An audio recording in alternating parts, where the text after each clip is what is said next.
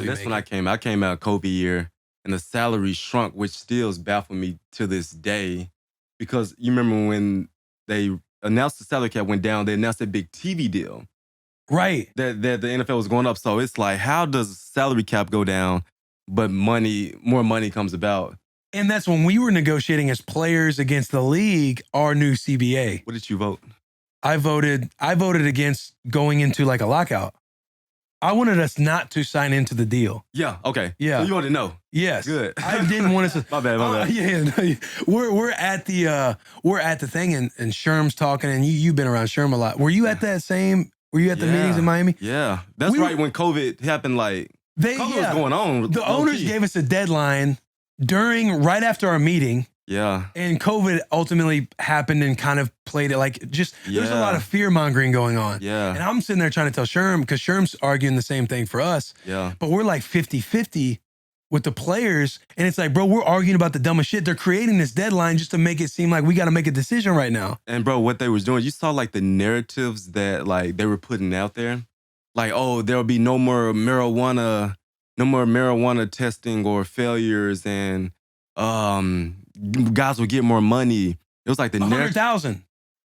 They were saying we will give guys $100,000, and you know the majority of the NFL, those guys who are in that 3-year average range, those young guys who are not around long are going to take that $100,000 because they think that's what we need this. Yeah, and then what they fail to realize, they're adding an extra game, they're adding an extra playoff team.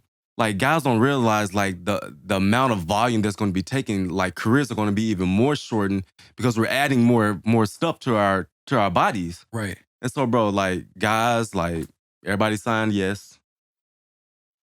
And you saw barely. How close was it? It was like, do you guys remember? It was like 51-49. It was close. It was like some guys didn't vote. So a lot of guys did. Yeah, some guys didn't vote, which is a nice handful. Yeah, but it was like, I want to say maybe 300 votes, or I might be butchering. It was that close, but it was that close.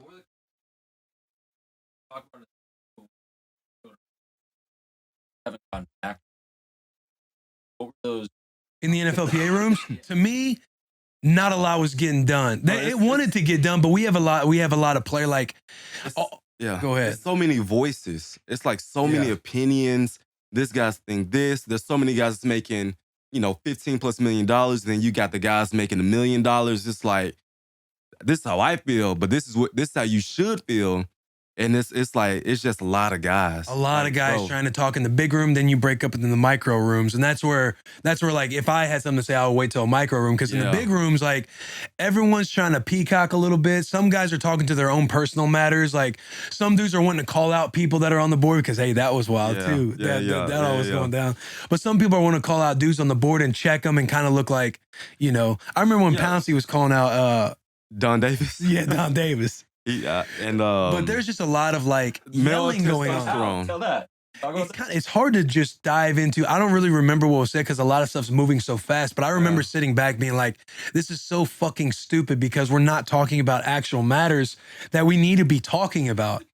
Like, to me, Sherm would say a lot of good stuff, and Sherm would be somebody I would try and like introduce myself to and talk to around in the hallways because he's very rational. Like, he's a very smart dude. Yeah. He's like he agents and negotiates his own deals. I don't know how great it actually is for him compared to what an agent would do, but he's a very smart cat who talks calmly, tries not to yell.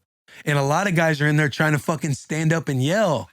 Yeah. And it's just like so dumb. And then my ass, we're in the micro stuff. I'm like, boys, we got to storm the fucking beach, man. I'm like, we got to hold off because we got long snappers or guys who are on practice squad that are there.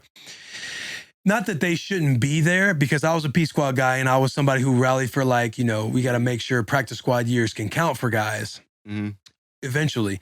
But there were like P squad guys that was like, man, I'm going to vote agree to the deal because, man, I need a job. And it's like, bro, it's way bigger than that. Yeah, it's bigger than you, bro. Bigger than that. And but every CBA, like, I hear the same stories. It's just so many voices, so many opinions, and we just end up falling for it, and the owners end up winning every time. To me, the issue is when we have our NFLPA meetings during the season, guys don't necessarily care to be there because it's after practice. The NFLPA reps are there. They're going through stuff. A lot of guys don't give a shit. They want to know about their Madden check. Yeah, did I get my Madden check? Yeah, are we going to get our $10,000 Madden check or something like that? And guys are ready because you've had a long day at the office all day long. It's probably like 5 p.m. And guys are like ready to go. And it's usually, you have those, I don't know how often they are, but I know usually by the time you have them and they're important, it's dark outside by 5 p.m. So it's later in the year. Yeah.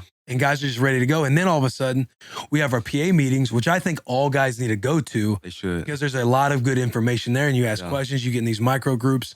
But all of a sudden, everyone cares when you go to the meeting. Like presidential vote. Yeah. And it's just like the wild, wild west when everybody gets in those rooms. I think it's good learning. We're talking about this one specific situation because there was a deadline. Let's just say we were all meeting there on March 10th and say the deadline is March 13th. So votes are happening as we are in the meeting room. And there were already like 50% of the votes were already had happened before we're doing the NFLPA meetings.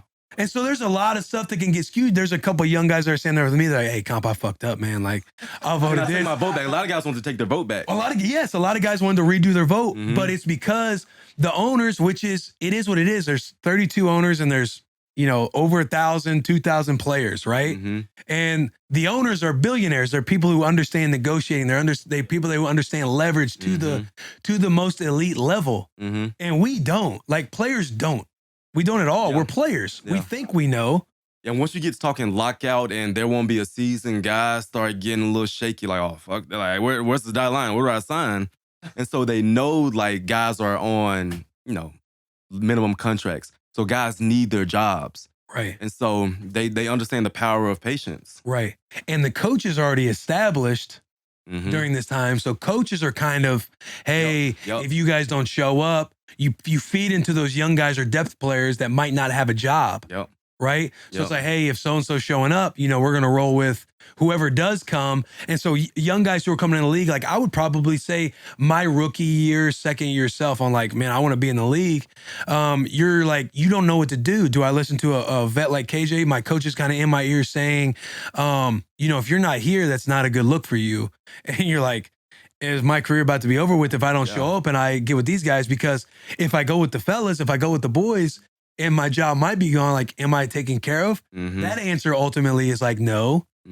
So it's just, I am pro player and like the scope of it is big. And it's like, there will be like, I remember when I was saying the whole, we need to storm the beach and stuff like that. And some kid was like, we got certain jobs. I was like, bro, there will be casualties.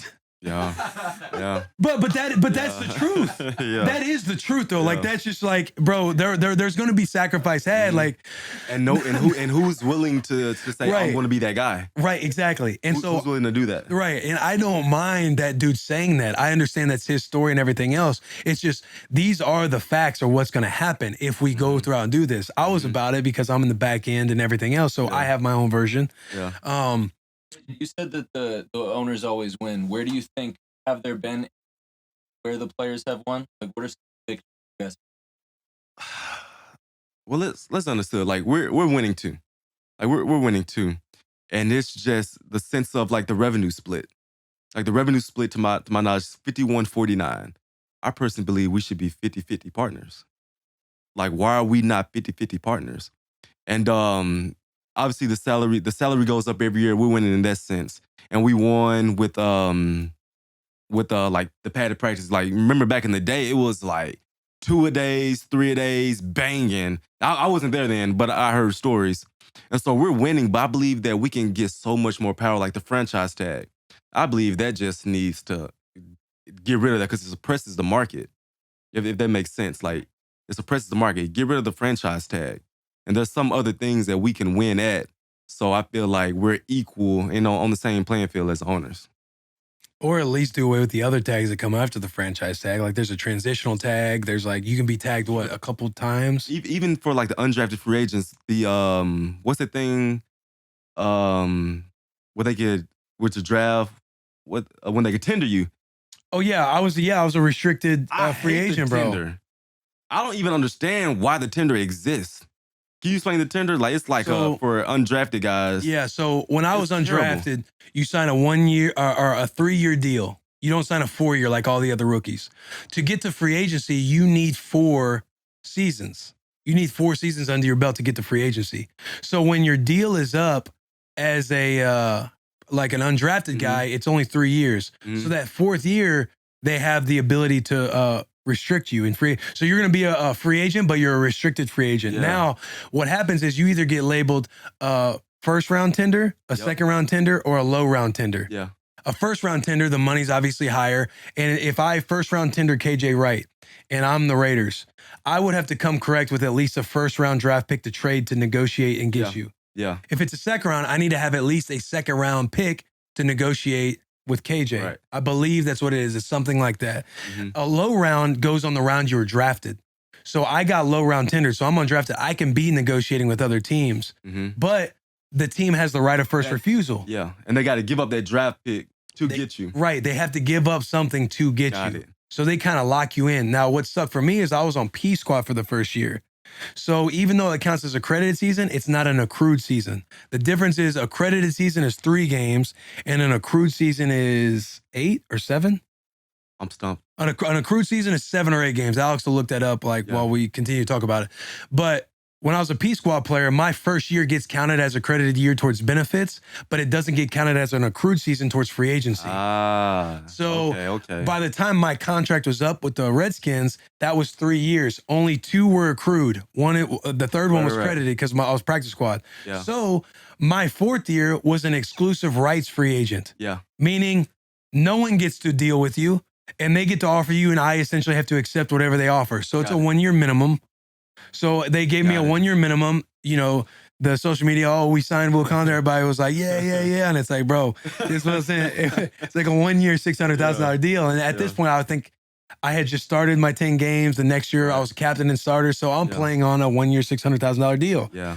Once exclusive rights is up, that's my 3rd accrued season. Now, going into my 5th year, I'm a restricted free agent. You're not even unrestricted. Not even unrestricted yet. I got to go through exclusive, restricted, and then I get to unrestricted. There it goes. So then I was restricted. They low round tender me. I play out that year. And then I was unrestricted. And you getting older.